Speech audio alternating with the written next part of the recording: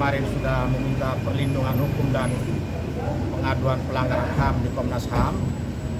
Hari ini Pak Kusnadi akan melaporkan oknum penyidik KPK yang bernama Rosa Purbo Bekti. Rosa Purbo Bekti dan kawan-kawan atas dugaan tindak pidana perampasan kemerdekaan dan perampasan barang milik pribadi dan barang milik Pak Hasto Kristianto. Untuk bukti-bukti yang dibawa, barang bukti yang dibawa, Pak? Barang bukti yang dibawa pertama berita acara penyitaan, berita acara penggeledahan, dan surat tanda terima barang-barang yang disita. Nah, yang menjadi soal di sini, sekalipun ada berita acara penggeledahan, berita acara penyitaan dan tanda terima, tapi yang jadi permasalahan pertama, penyidik Rosa Bekti Purbo atau Rosa Purbo Bekti, penyidik KPK ini, ketika bertemu dengan Kusnadi tidak pernah memperkenalkan identitasnya secara lengkap, siapa dia. Standar kerja polisi, entah dia penyidik atau dia bukan penyidik, ketika berhadapan dengan masyarakat ketika dalam menjalankan tugasnya, identitas diri dia itu dia harus jelaskan terlebih dahulu. Misalnya dia bilang, saya dari KPK, nama saya ini, pangkat ini, saya dapat tugas perintah dengan surat ini untuk melakukan apa. Ini tidak. Kusnadi merasa seperti dijebak, diajak ke atas untuk ketemu Pak Hasto, tetapi sampai di atas digiring ke satu ruangan, kemudian dilakukan penggeledahan, diinterogasi dan diintimidasi. Dan barang-barang miliknya yang dia sendiri kaget. Dia tidak menjadi bagian dari perkara itu. Dia bukan, kehadirannya di KPK bukan dipanggil untuk didengar keterangannya sebagai saksi. Dia hanya karena sebagai bawahan Pak Hasto, dia dengar Pak Hasto dipanggil, dia datang ke sana untuk ikut hadir saja, mengantar. Tetapi sampai di sana justru dia diajak ke atas dengan alasan dipanggil Pak Hasto hanya karena mereka punya target untuk menyita sejumlah barang yang mungkin mereka sudah pantau bahwa itu ada di tangan Pak Kusnadi. Gitu.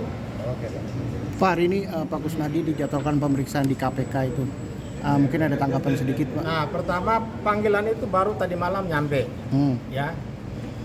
Sebagai penyidik profesional di KPK, kita sering sesalkan kadang dalam banyak hal panggilan itu datangnya mendadak. Padahal dikirim lalu ya, Pak? Mensyaratkan harus 3 hari paling kurang. Ya, harus 3 hari. Tetapi ini baru tadi malam untuk hari ini. Sehingga Pak Kusnadi tadi sudah kirim surat ke KPK, minta dijadwal ulang. Pertama karena dia masih trauma dengan peristiwa tanggal 10 kemarin. Ya. Yang kedua, dia masih juga mencari upaya hukum, minta perlindungan hukum. Seperti kemarin sudah ke Komnas HAM, hari ini sudah di Barreskrim. Selain melapor, dia juga minta perlindungan hukum. Karena dalam menghadapi peristiwa semacam ini, sebagai rakyat kecil, dia merasa tidak nyaman. Karena dia bekerja, ya, dia bekerja di sebuah institusi besar, PDIP, ya, jadi anak buahnya seorang sekjen partai besar, tetapi dia mendapat perlakuan yang sangat tidak menyenangkan. Ya. Dia trauma, dia diintimidasi, diperlakukan sewenang-wenang, terlebih-lebih prosedur penyitaan, prosedur penggeledahan, ya, dan hal-hal lain yang terkait dengan syarat harus menjunjung tinggi hak asasi manusia dalam proses perkara itu tidak diterapkan oleh KPK. Infonya Pak Kusnadi sampai dibentak-bentak gitu Pak sama KPK, itu benar gak sih Pak? Oh benar. Ini orangnya. Dia sudah membuat testimoni, ya, di dalam sebuah akte, dalam bentuk sebuah affidavit, dan itu sudah diserahkan ke Komnas HAM, dan nanti hari ini juga akan diserahkan ke Mabes Polri. Bila nanti ada surat panggilan susulan, apakah siap untuk diperiksa KPK? Siap. Kalau ada panggilan susulan lagi siap.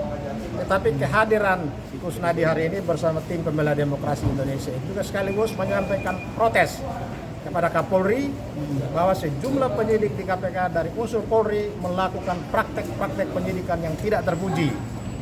Di KPK itu seolah-olah ada penyidik-penyidik tertentu yang punya agenda pribadi. Sehingga segala prosedur terutama terkait dengan hak asasi orang yang harus dilindungi dan dihargai itu tidak diterapkan. Ya buktinya Kusnadi mengalami hal seperti itu. Pak, Dia tidak dipanggil, tetapi dia diperlakukan secara tidak manusiawi. Pak izin mau bertanya untuk rencana hari ini memastikan berarti yang buat laporan itu Pak Kusnadi dengan Pak Hasto yang mewakili Bapak atau hanya Pak Kusnadi? Pak Kusnadi sebagai orang yang mengalami langsung.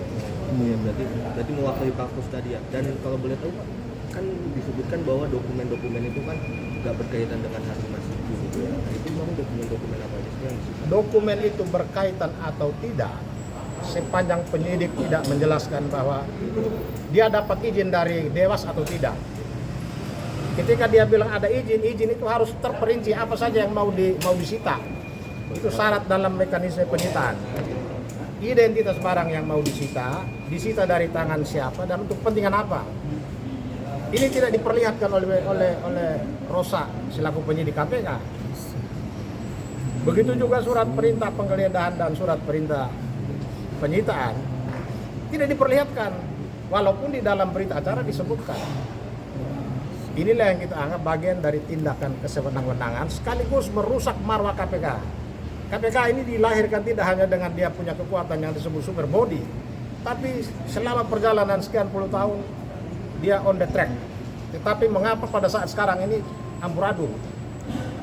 Karena itu tadi seperti kami katakan, kita minta pimpinan Polri, Kapolri tinjau kembali, evaluasi kembali posisi Rosa ini di KPK. Karena tata caranya merusak marwah KPK, merusak marwah Polri.